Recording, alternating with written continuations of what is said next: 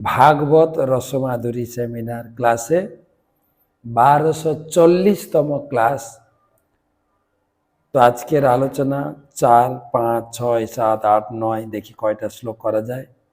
যদিও শ্লোকগুলো সব একসঙ্গে রয়েছে। 4, 5 তদস্পর্শনা দেবম বিনির্ধুতমলাশয়া তদু উপস্পর্শ অনাদেব স্পর্শনাদেব বিনির্ধুত মলাশয়া ধর্মে পারমহংসে চ পৎপন্ন মতঃ অপুত তেপিরে তব তব এবগ্রম পিত্রাদেশেন যন্ত্রিতা প্রজা বিবৃদ্ধয়ে যত্তান দেবর্ষির্যস্তনম দদর্শহ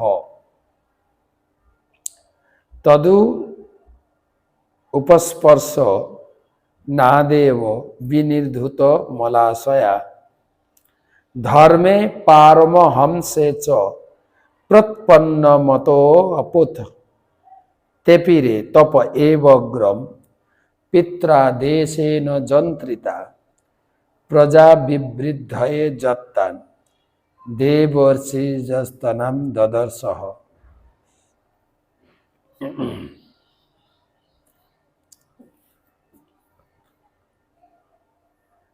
হর্যশ্বরা সেই পবিত্র জলের স্পর্শ করে তাতে স্নান করে বিশেষভাবে পবিত্র হয়েছিলেন এবং তাদের পারমহংস ধর্মে মতি হয়েছিল। কিন্তু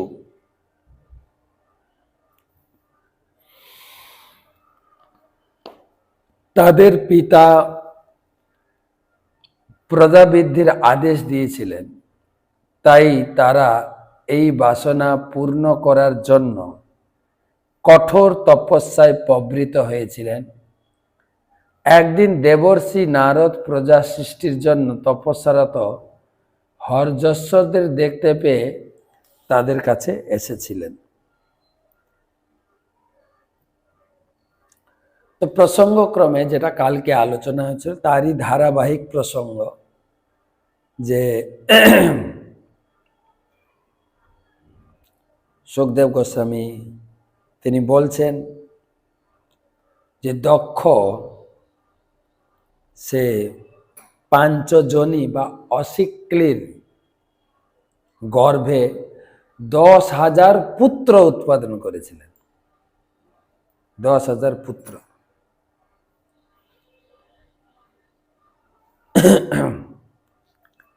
এবং পুত্রদের আদেশ দিয়েছিলেন এবং পুত্ররা তারা পিতার মতোই ধর্মশীল স্বভাব এবং বাধ্য সন্তান ছিলেন। এবং পিতা তাদেরকে পাঠিয়েছিলেন, যাও ভগবানের তপস্যা করো, ভগবানের আশীর্বাদ নিয়ে তোমরা আমার বংশবৃদ্ধির কাজে আমাকে সাহায্য করো। তো তারা গেছেন কোথায় না, সিন্ধু নদী যেখানে সমুদ্রে মিলিত হয়েছে নারায়ণ স্বর নামে জায়গায় উপস্থিত হয়েছিলেন। এই পর্যন্ত আমরা কালকে পড়েছিলাম। আজকে তারপরে তো ওখানে পৌঁছে কি করলেন, পবিত্র জল স্পর্শ করে তাতে স্নান করে বিশেষভাবে পবিত্র হয়েছিলেন। তীর্থক্ষেত্রের এই একটা প্রভাব, তীর্থে গেলে প্রথম স্নান করবেন। আর প্রত্যেকটি তীর্থে একটা পবিত্র নদী বা কুণ্ড বা ঝর্ণা, যেখানকার সেই স্থানকে পবিত্র বাতাবরণে মুগ্ধ করে রেখেছে, যেখানে সাধারণ মানুষ গিয়ে সংসারের কলুষ থেকে মুক্ত হওয়ার জন্য একটু শীতলতার বাড়ি স্পর্শ লাভ করে। বৃন্দাবনে যমুনা রয়েছে, সারা বৃন্দাবনে যমুনা ঘিরে টিরে রয়েছে। আর যমুনা জলের যে সৌগন্ধ, জলের যে পবিত্র দৃষ্টি মুগ্ধ করে, সমস্ত জল থেকে আলাদা। মায়াপুরে আসবেন, পানিহাটি, মায়াপুর, গঙ্গার তীরে কত তীর্থক্ষেত্র, একদম আপনার গোমুখ থেকে শুরু করে বা গঙ্গোত্রীষ থেকে শুরু করে যত যাবেন পুরো গঙ্গার তীর্থ।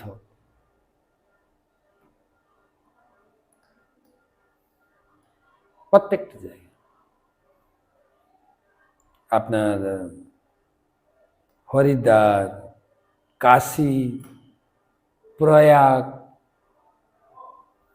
প্রয়াগে তো গত বছরে প্রচুর কি বলে 66 কোটি লোক স্নান করেছে। ভারতে হয়তো 120 কোটি লোক আছে, হাফ। তবে সব ভারতের লোক না, বিভিন্ন সারা বিশ্ব থেকে সনাতন ধর্ম অবলম্বী বহুত সাধু সন্ত সমাগম হয়েছে। স্নান, কোথায় কোথায় আমি শুনেছি পবিত্র তীর্থক্ষেত্রে গিয়ে স্নান, কেশমণ্ডল আর উপবাস, এই তিনটা কাজ অত্যন্ত গুরুত্বপূর্ণ। তো তারা স্নান করেছেন, স্নান করে পবিত্র হয়েছিলেন, স্নান করে পবিত্র হয়েছিলেন। গঙ্গার পরশ হইলে পশ্চাতে পাবন, দর্শনে পবিত্র করো এই তোমার গুণ। গঙ্গায় স্নান করলে, গঙ্গা জল স্পর্শ করলে, গঙ্গা আচমন করলে অনেক অনেক উপকার।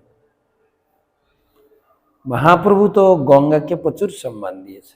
গঙ্গার তীরে বসে তিনি ব্যাকরণ চর্চা করতেন স্টুডেন্টদের নিয়ে। গঙ্গার তীরে বসে তিনি কচি কচি মেয়েদের সঙ্গে কৌতুক করতেন, যে মেয়েরা যখন শিব পূজা করতে যেতেন, মহাপ্রভু এর তোরা কার পুজো করছিস? সেই মহেশ হচ্ছে আমার কৃপা ধন্য, আমি মহেশেরও ঈশ্বর। তখন সেই ছোট ছোট বালিকারা কানে হাত দিয়ে বলছে, এই নিমায় তোর একটু ভয় টয় নাই? ওই ভয় কিসের? আমি যেটা সত্যি সেটা বলছি। তোরা সব পূজা ছেড়ে আমার পূজা করিস, তাহলে আশীর্বাদ করব ধনধান্যে এবং সুন্দর পতি লাভ। আর যদি আমাদের কথা শুনে তোরা আমাকে সম্মান না করিস, পুজো না করিস, বুড়ো পতি পাবে। আর শুধু তাই না, তিনটা করে সতীন থাকবে, এরকম বলতে। তারপরে দিগ্বিজয়ী পণ্ডিতকেও পরাস্ত করলেন গঙ্গার তীরে, দেখা যায়।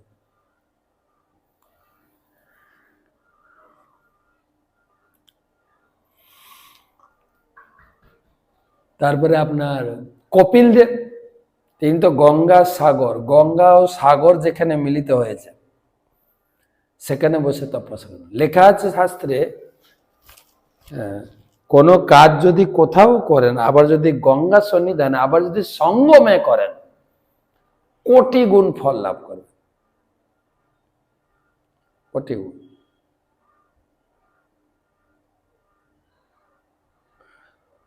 তাই এখানে বলছেন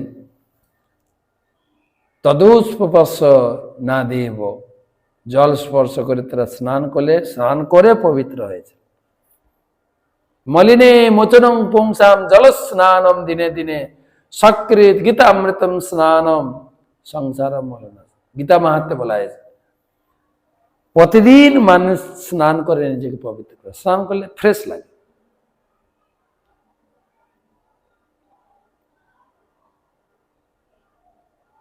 নিজের অনুভব থেকে বলা যায় যখন আমাদের ঘুম ভাঙে বিছানায়, যদি ভগবানকে স্মরণ করে ভগবানকে প্রণাম করে উঠে পড়ি ভালো, নাহলে বিছানায় শুয়ে থাকলে কিন্তু অনেক আজে বাজে চিন্তার উদয় হয়।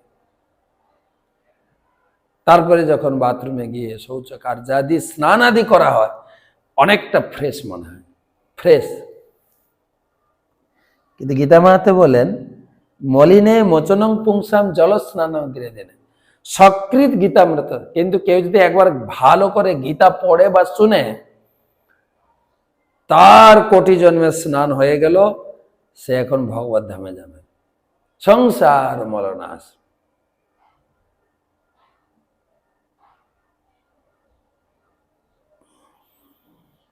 তো তারা পবিত্র হয়েছিলেন, পবিত্র হওয়ার পরে পারমাংস ধর্মে মতি হয়েছিল। কিন্তু যেহেতু তাদের পিতা প্রজাবৃদ্ধির আদেশ দিয়েছিল, তাই তাদের বাসনা পূর্ণ করার জন্য তারা যে হরির তপস্যা করেছিল, এটা কোনো কামনা বাসনাহীন না, তাদের ভিতরে প্রবল কামনা বাসনা রয়েছিল। কি না, বাবা আমাদের বলেছেন প্রজা বৃদ্ধি করার জন্য।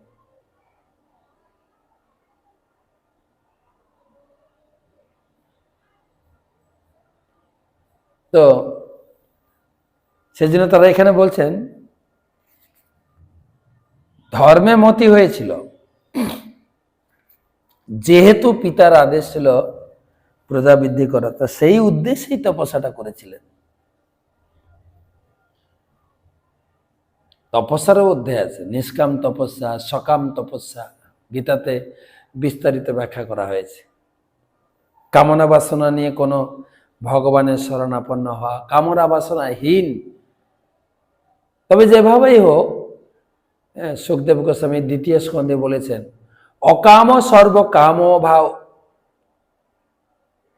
মোক্ষ কাম উদারধি তীব্রেন ভক্তি যোগেন যজেত পুরুষম পরম। তোমার কামনা বাসনা থাক, কামনা বাসনা নাই থাক, হরি পূজা করো। অনেক সময় মনে হয় আমাদের ভিতরে অনেক প্রশ্ন করেন, মহারাজ ভগবানের কাছে কি কোনো কিছু চাওয়া যায়? আমি বলছি, হ্যাঁ অবশ্যই চাইবেন। আপনি যদি কাউকে খুব প্রিয় লোক মনে করেন না, সুখ দুঃখের কথা শেয়ার করেন, প্রয়োজন হলে তার কাছেই হাত পাতেন যে আমাকে, তুমি ছাড়া আমার কি আছে, আমাকে এটা দাও, সেই রকম ভগবানের কাছে চাইবেন না। আমরা শুনেছি সাধু মহাত্মার কাছে ভক্তি ছাড়া ভগবানকে কিছু চাইতে নেই, সেটাও ঠিক। আমি বলছি সবকিছু চাইবেন, ওটাও ঠিক। আবার বলছেন ভক্তি ছাড়া কোনো কিছু চাইবেন না, ওটাও ঠিক। যেভাবেই হোক, সুখদেব গোস্বামী বললেন যেভাবেই হোক, কামনা বাসনা নিয়ে হোক, কামনা বাসনা ছাড়া হোক, মুক্তি কামনা হোক, হরির সঙ্গে নিজেকে কানেক্ট করো, এটাই মূল শিক্ষা। আর একটা কথা, আমার ভিতরে কামনা বাসনা রয়েছে, ভগবানকে না চেয়ে কার কাছে চাইবো? আমি আবার দেবদেবীর কাছে যাইব? আরে পরম পূজা মহারাজ ট্রাইবেল লোকেদের উদ্দেশ্যে ক্লাস দিচ্ছিলেন, তিনি বলছিলেন ভগবান সব দেবদেবী সৃষ্টি করেছেন, তোমার ভালো বর চাই, পার্বতীর কাছে যাও, পার্বতীর কাছে অ্যাপ্লিকেশন করো। দেবী পার্বতী, তুমি যেরকম শিব ঠাকুরকে তোমার স্বামী রূপে লাভ করেছ, তুমি আমাকে আশীর্বাদ করো, ওই রকম একটা ভক্তিময়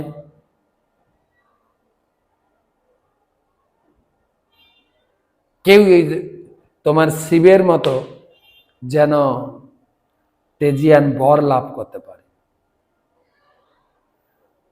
আবার শিব ঠাকুরের কাছে যাবেন, প্রার্থনা করবেন যে আমি যেন, তুমি যেরকম স্বামী লাভ করেছ, আমি যেন কৃষ্ণকে স্বামী রূপে লাভ করি। এই কামনা দরকার। মোর এই অভিলাষ বিলাস পুঞ্জে দিয়ে, তুলসী দেবীর কাছে আমরা প্রতিদিন নিজের অভিলাষ ব্যক্ত করছি গান গেয়ে গেয়ে। মোর এই অভিলাষ, তার আগের শ্লোকে বলেছেন যে তোমার শরণ লয় তারও বাঞ্ছা পূর্ণ হয়। তোমার শরণাপন্ন হলে, তুলসী দেবীর শরণাপন্ন হলে সমস্ত বাঞ্ছা পূর্ণ হয়ে যায়। তা তোমার বাঞ্ছাটা কি?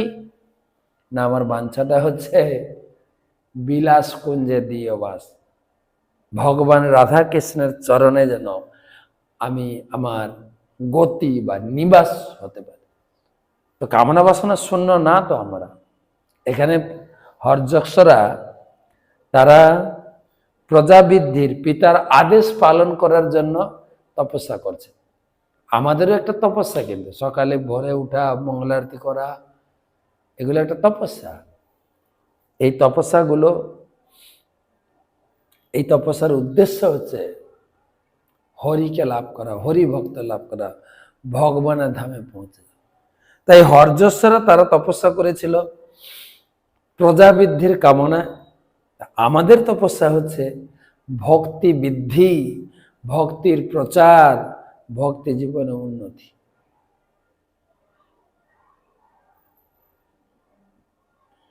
ছয় থেকে 8 শ্লোক। উবাচ চাথ হর্যস্যা কথং সস্খথ বৈ প্রজা অদিষ্টান্তং ভূয় জূয়ম বালিসাজ বত পালকা তথৈক পুরুষম রাষ্ট্রম বিলম চাদৃষ্ট নির্গমম বহুরূপাম স্ত্রিয়াম চাপি পুমাংসম পুংশ্চলে প্রতিম নদীমুভয় বাহম পঞ্চাদ্ভুতম গৃহম ক্বচিৎ ধ্বংসম চিত্রকথম ক্ষৌরব্যাপ্যম স্বয়ং ভ্রমি উবাচ চাথ হর্যস্যা কথম সখ্যথ বৈ প্রজা অদিষ্টান্তং ভুব জূয়ম বালিসা বত পালকা তত্রৈক পুরুষম রাষ্ট্রম বিলম চাদৃষ্ট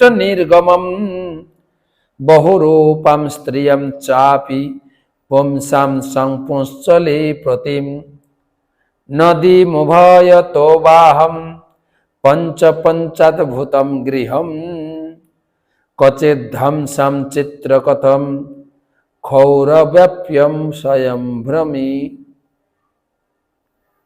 শ্রী নারদ মুনি পৌঁছেছেন তাদের কাছে।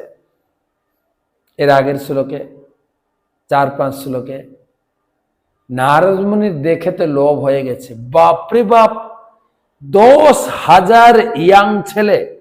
বাহ! শুনেন, ধনী লোভের কাছে ধনটা তার লোভের, কামী লোকের থাকে কামী মহিলাটা তার কাছে লোভের।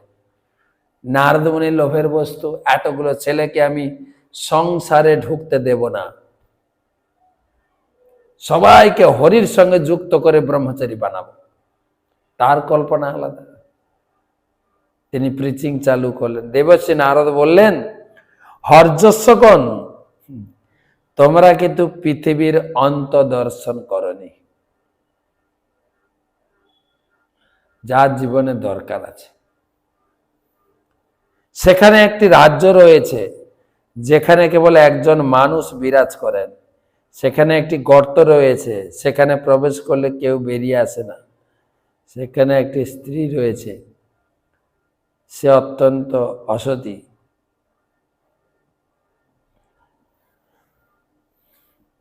সে বিভিন্ন মনোহর বসনের দ্বারা নিজেকে সাজায়। আর সেখানে এক পুরুষ আছে যে তার পতি। সেই রাজ্যে একটি নদী আছে, উভয় দিক থেকে প্রবাহিত। সেখানে একটি আশ্চর্য গৃহ রয়েছে যা 25টি উপাদানের দ্বারা নির্মিত।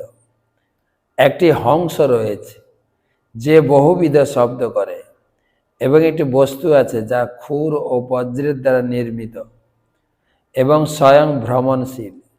তোমরা সেই সব দর্শন করনি, সুতরাং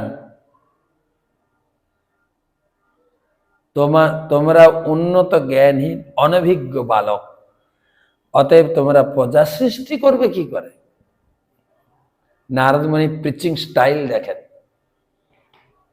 আমরা তো এক একজনকে ভক্ত বানাতে খুব কঠিন। একদম নারদ মুনি একদম ইউথ ফোরাম প্রিচিং। নারদ মুনির প্রিচিং হচ্ছে ইউথ প্রিচিং। একদম 10,000 ছেলের মাঝখানে বসে লেকচার দেওয়া শুরু করছে, বলছে শোনো মন দিয়ে। বাইরে থেকে মনে হচ্ছে সংসারটা খুব খুব ভালো, তাই না? কিন্তু তোমরা তো সংসারের আসল রূপ তোমরা জানো না।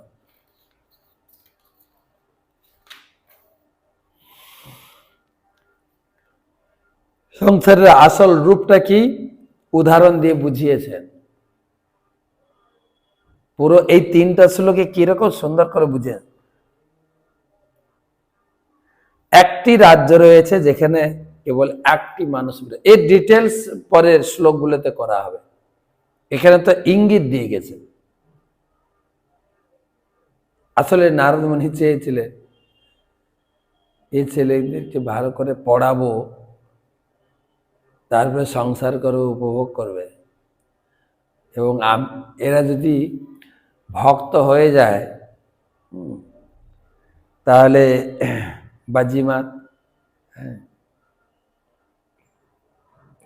নারদ মুনি বলছেন রূপক কাহিনীর মতো। সেখানে কেবল একজন পুরুষ থাকেন, তিনি হচ্ছেন ভগবান। একটি গর্ত, নারী, এই সংসার নারীতে জড়িয়ে গেলে বাস কেউ বেরিয়ে আসতে পারে না। একটি স্ত্রী রয়েছে অসতী, সম্ভবত স্ত্রী বলতে এখানে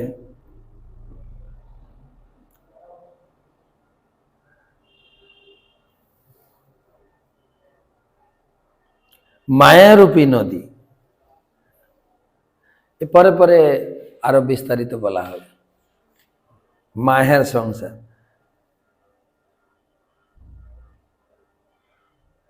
বলা হচ্ছে, কিন্তু যে একবার এই সংসারে ঢুকবে বেরিয়ে আসতে পারে না।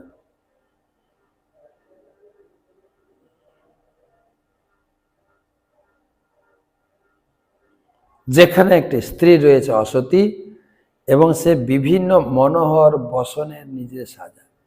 মায়া, বিভিন্ন বসন মানে আমাদের শরীর চেঞ্জ হচ্ছে। এখন পুরুষ শরীরে আছে, স্ত্রীর প্রতি আসক্ত, পরের জীবনে স্ত্রী শরীর, তারপরে ভালো কর্ম থাকলে মানুষ, না হলে পশু, না হলে কীট পতঙ্গ, না হলে দেবতা, বিভিন্ন রং বেরং আমাদের স্বভাবকে, পোশাকের বাহার। সেই রাজ্যে একটি নদী আছে যা উভয় দিকে প্রবাহিত। সেখানে একটি আশ্চর্য গৃহ রয়েছে যেখানে 25টি উপাদানের দ্বারা, এটাও বর্ণনা করা হবে। পঞ্চ কর্মেন্দ্রিয়, পঞ্চ জ্ঞানেন্দ্রিয়, পঞ্চ তন্মাত্র, পঞ্চ মহাভূত, তার মন বুদ্ধি অহংকার 23 হয়ে গেল, অব্যক্ত 24, আত্মা 25।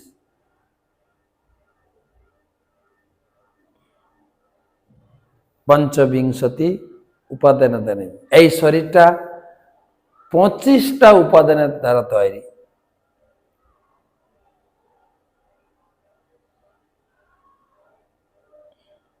এবং স্বয়ং ভ্রমণশীল, তোমরা সেই সব দর্শন করেন।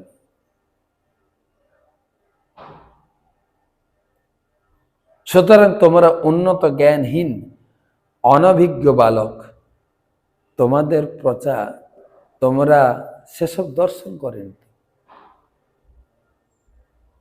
বাস্তবিক পক্ষে সংসারটা কেমন, এখন সংসারে যারা আছে তারা একটু উপলব্ধি করতে পারে, কিন্তু তাদের উপলব্ধির যে কি বলা যায় সঠিক প্রক্রিয়াটা কাউকে শেয়ার করছে না। কিন্তু একটা উদাহরণ দিলে বুঝতে পারবেন। একটা মেলাতে একটা সার্কাস এসেছিল, আর খুব নামি দামি, ভালো করে ঘেরাও, সাজানো গোছানো।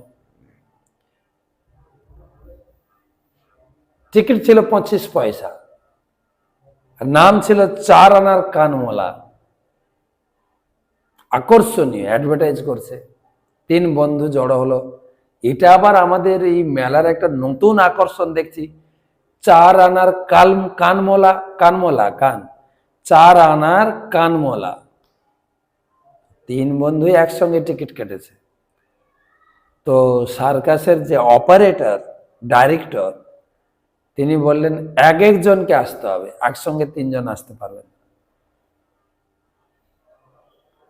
তো প্রথম বন্ধু ঢুকেছে, দুটো বড় বড় পালোয়ান লোক গিয়ে ভালো করে ওর কান দুটোকে মলেছে, কান রোগড়ে রোগড়ে থাপ্পড় মেরে টেরে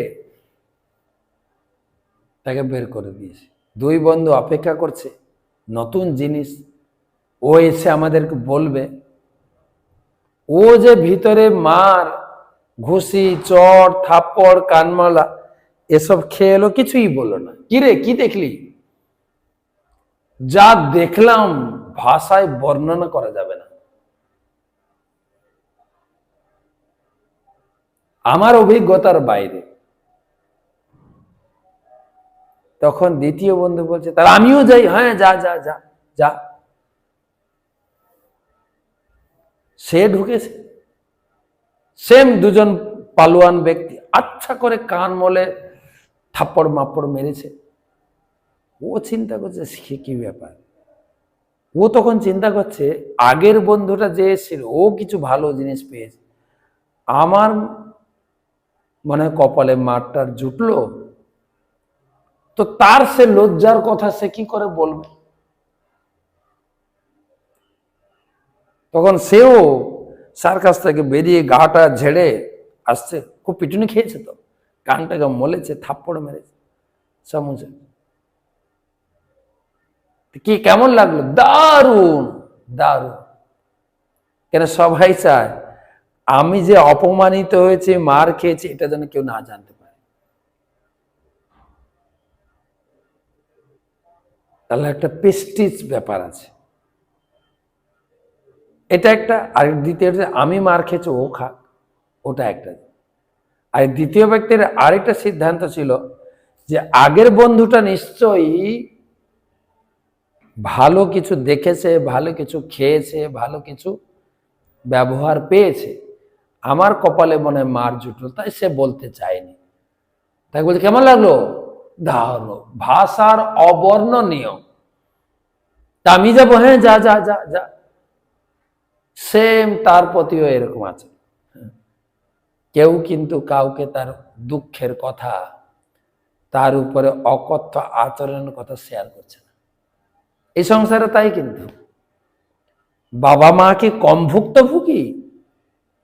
আর বর্তমান সমাজে তো আগে তো একটু বাবা মার প্রতি শ্রদ্ধা থাকতো, বর্তমান কেন আগেকার দিনে বাবা মায়ের সহ্য শক্তিও ছিল। সাধারণত বাবারা, পুরুষ লোকেরা স্ত্রীদের উপরে অকথ্যভাবে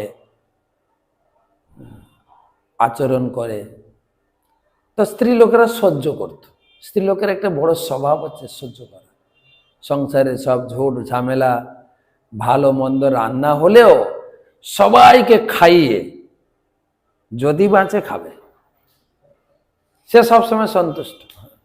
এমন নয় যে আমি খেতে পেলাম না, না।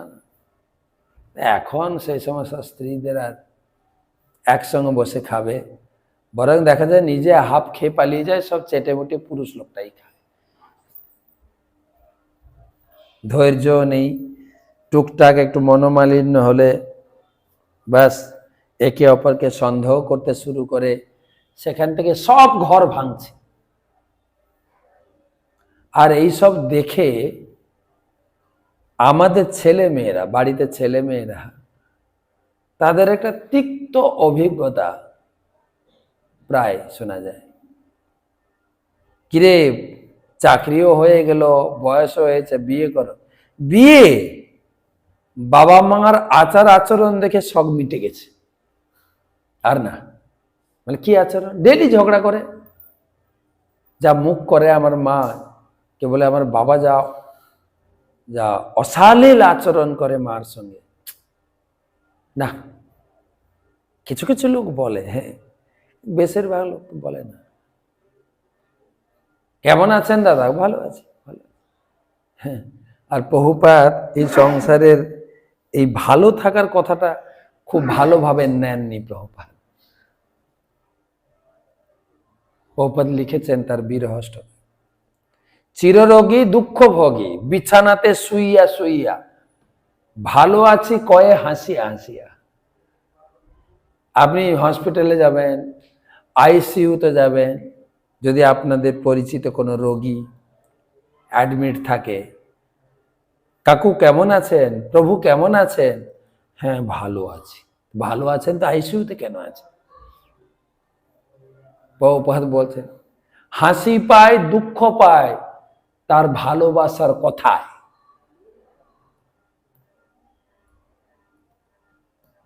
তো এখানে নারদ মুনি বুঝাচ্ছেন যে সংসারের আসল চিত্রটা তোমরা জানো না, ওই ফাঁদে পা দিও না। সবাই বলছেও, আমরা শুনছিও, তাও পা দিচ্ছি। আমার একটা কথা মনে পড়ে গেল, যে এক সাধু বাবা জঙ্গলে তপস্যা করছিলেন, কয়েকটা চিড়িয়া পাখি কিচমিচ কিচমিচ করে এসে বসে গেল। সাধু সাধু বলে কি ব্যাপার? না জঙ্গলে না একটা শিকার এসে আমাদের খুব উৎপাত করে, যখন তখন ধরে নিয়ে যায়, মেরে খায়। তখন সাধু মন্ত্র দীক্ষা দিচ্ছেন, বলে এটা শোনো ভালো করে, শিকারি আয়েগা, জাল বিছায়েগা, দানা ডালেগা, লালস মে ফাঁসনা নেই। ওরা বলো ভালো তো, ও মন্ত্র জপ করতে শুরু করেছে। আপনারা মুখস্থ করবেন, শিকারি আয়েগা, জাল বিছায়েগা, দানা ডালেগা, লালস মে ফাঁসনা নেই। ওরা মনে করলো বাবা সাধু বাবা গুরুদেবের মন্ত্র পেয়ে আমরা এখন মুক্ত, আমাদেরকে আর কেউ ধরতে পারবে না। গাছে বসে খুব আনন্দে কিচিরমিচির দেখছে শিকারি এলো। ওরা কিন্তু মন্ত্র জপ করছে, শিকারি আয়েগা, শিকারি জালও বিছালো, ওরাও মন্ত্র জপ করছে, শিকারি আয়েগা, জাল বিছায়েগা, দানা ডালেগা, হ্যাঁ দানা ও খাবারও ডাললো। লাস্ট লাইনটা ছিল লালস মে ফাঁসনা নেই। ওরা সব গাছ থেকে উড়ে উড়ে এসে বসলো, দিয়ে ওই দানা খেতে শুরু করলো। মন্ত্র কিন্তু জপ ছাড়েন, শিকারি আয়েগা, জাল বিছায়েগা, দানা ডালেগা, লালস মে ফাঁসনা নেই। আর কিচিরমিচির করে খাচ্ছে। শিকার এসে সবগুলোকে ধরলো, জালের ভিতরে পুরে নিয়ে যাচ্ছে, তখন কিন্তু মন্ত্র জপ ছাড়েনি। কিন্তু এবারে এক একটাকে ঘাড় মোটকে মাংস খাচ্ছে শিকারি, রান্না করে। কিন্তু এটা মন্ত্র জপ করলেও মুক্তি হলো। মন্ত্রের আসল অর্থই তো বুঝলাম, যে শিকারি আসবে, জাল বিছাবে, খাবার দেবে, তুমি খাবারটা খাবে না, তাহলে কিন্তু তোমাকে ধরতে পারবে।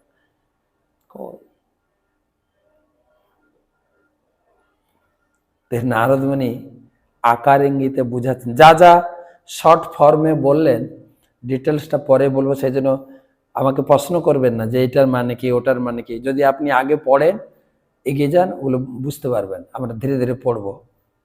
তো যাই হোক, এই শ্লোকে বললেন তোমরা সংসার সম্বন্ধে অনভিজ্ঞ।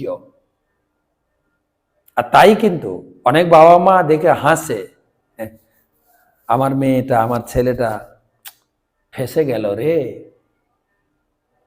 সেটা বাবা মার অনুমতি না নিয়ে বিয়ে করলে বলে, কিন্তু তোমরা যখন ফাঁসাও, ছেলে মেয়েকে বিয়ে দাও, তখন তো বলো না।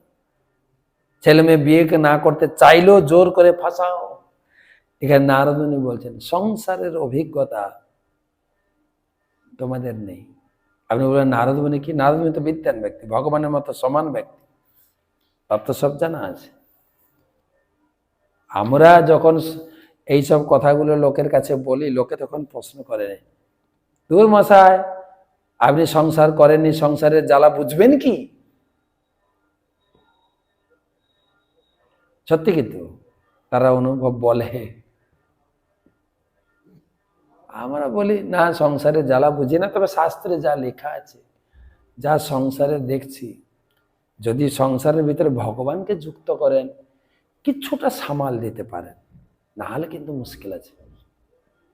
ভগবান আপনাকে বুদ্ধি দেবেন। ভগবান বলেছেন গীতায়, আপনাকে বুদ্ধি দেবেন সেই ফাঁদ থেকে কি করে নিজেকে একটু গুটিয়ে রাখ। বহু লোক তো ভক্ত সংসারী, ভক্ত বিনোদ ঠাকুর বা বড় বড় ব্যক্তিত্ব, নিত্যানন্দ প্রভু সঙ্গে মহাপ্রভু অনেক পার্শ্ব ছিলেন না, সংসার তাদেরকে কিছু করতে পারে। এই নারদ মুনি তিনিও কলিযুগে সংসার করলেন। শিবাস ঠাকুর ভাগ আছে তো, সংসারে থাকবেন যদি কৃষ্ণকে ধরে রাখেন, কেউ ফাঁসাতে পারবে না। আর যদি কৃষ্ণ নাম করে ফাঁসতে চায়, কৃষ্ণকে ধরে রেখেছি কিন্তু ডিগবাজি খাচ্ছে, সেটা আলাদা। কথম সপিতুর আদেশ অবিদ্যাংশ বিপশ্চিত অনুরূপম অভিজ্ঞায় অহো স্বর্গম করিষ্যথ। কথম সপিতুর আদেশ অবিদ্যাংশ বিপশ্চিত অনুরূপম অভিজ্ঞায় অহো স্বর্গম করিষ্যথ। হায়, তোমাদের পিতা সর্বজ্ঞ, কিন্তু তোমরা তার প্রকৃত আদেশ জানতে পারোনি। পিতার প্রকৃত উদ্দেশ্য না জানে কি করে প্রজা সৃষ্টি করবে? বাবাকে শিখিয়েছে কৃষ্ণ ভক্তি সংসার করো, কৃষ্ণকে কেন্দ্র করে সঙ্গে, এটুকু শিখেছে তোমার বাবার কাছ থেকে? নারদ প্রশ্ন করছে, আরো ডিটেলস বলবেন। বাবা কি তার নিজের অভিজ্ঞতা বলেছে? তোমার বাবা তো ভগবানের ভজনা করে জগৎ সৃষ্টি করলো। ভগবানের সেবায় করো। ভগবান যদি তোমাদেরকে আদেশ দেন প্রজা সৃষ্টি করতে করো। সংসার যারা করেছি, যারা করেননি, সবার জন্য উপদেশ ভাগবত। যারা সংসারে আছে মিলে যাবে হুবহু। ভাগবত এমন একটা গ্রন্থ, আপনার নিজস্ব অভিজ্ঞতার সঙ্গে মিলিয়ে দেখবেন, মিলে যাবে হুবহু। আপনার অন্তরের অনুভব, দুঃখ, সুখ সব উজাড় করে লিখে দিয়ে গেছে।